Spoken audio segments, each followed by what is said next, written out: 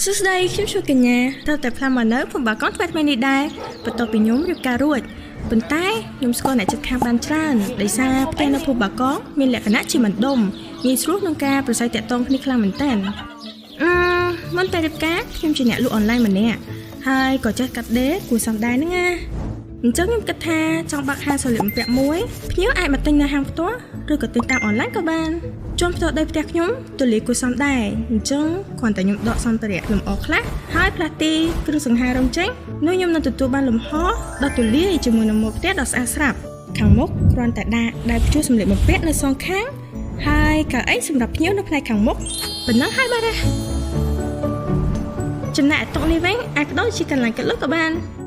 អូផ្នែកខាងក្រោយខ្ញុំក៏ចង់រៀបចំតុកាត់ដេរសម្រាប់ខ្លួនឯងដែរដូច្នេះខ្ញុំអាចធ្វើការងារផ្ទះផងនិងប្រកបរបរដែលខ្ញុំចូលចិត្តផង